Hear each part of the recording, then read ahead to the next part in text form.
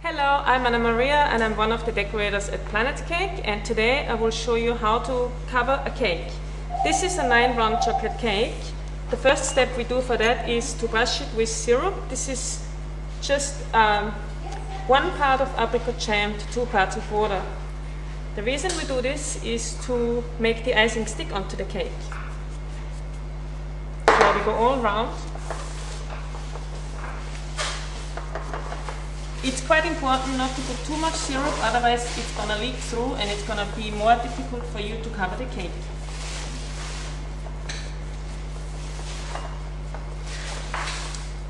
Once we've brushed the whole cake, keep it on the side. We use RTR, which is ready to roll, plastic icing. For that amount of cake I need about 750 grams, which in my cake I need ivory, which I have colored prior to this filming. I'm now kneading the icing to a pliable consistency. It's important to have it soft and smooth so we don't get cracks. If you over knead the icing, you get other problems, which it could crack as well. So it's quite important to find the right middle way. When we knead, we use a little bit corn flour, very little. That'll do for the whole cake. Once the icing is in a soft consistency, I'll make it flat, which saves me some time to roll. Now we start rolling. You always tend to roll from the center out. And if it's a round cake, I try to get a perfect round. So I roll about 3 times. And I keep on turning my icing. And as you can see, I have hardly any corn flour on top of the icing. The reason for that is, if we roll a dark colored icing, the corn flour will stain the icing and it will be almost impossible to get that stain off.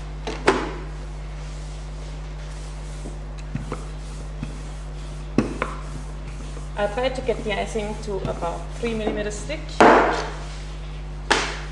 and keep on turning it.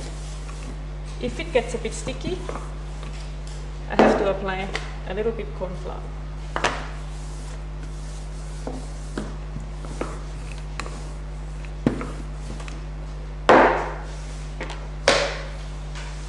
For a beginner, it's quite good to use a measure tape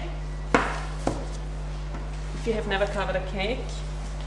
This cake is 9 inches across, actually 10, and it's about 4 high, so that means my icing needs to be at least 18 inches.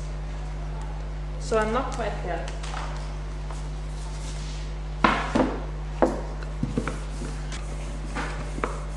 This process should be not taking too long. If it's too slow, the icing will dry out.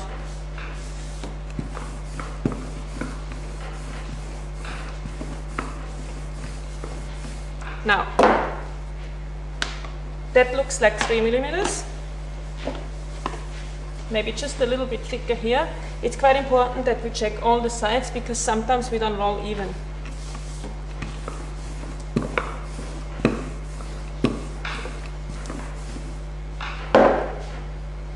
Now it feels very even. You just lift the icing a little bit to make sure it's not sticking. We roll the icing onto the rolling bin. Now, just over the cake. You have to make sure that the icing is long enough. And the first thing we do is secure the edges, which I just did now. If you don't secure the edges first, the icing may rip off due to the weight.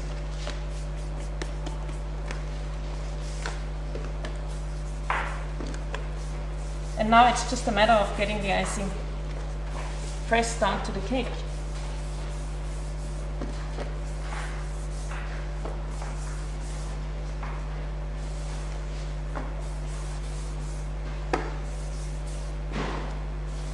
I do this by just keeping on turning and folding the icing out.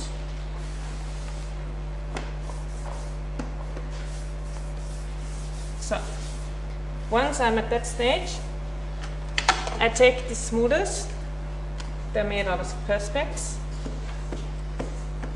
and we cut on a right angle. We mark it all around. The next step is to take a knife. This one here is a non-stick plastic knife, but you can use any other knife. And very close to the cake, we cut around.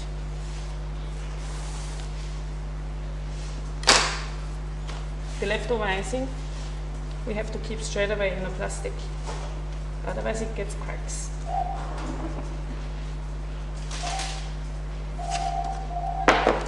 The next step is to smooth the icing onto the cake when using the smoothers.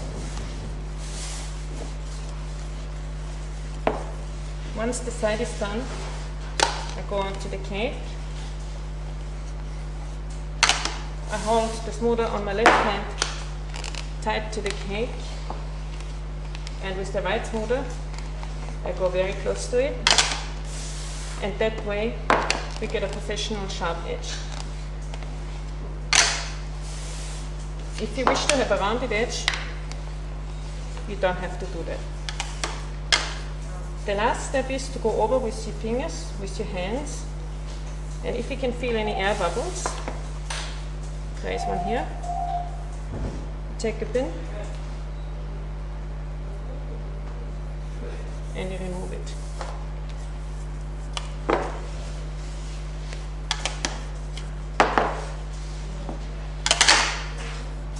There's one more.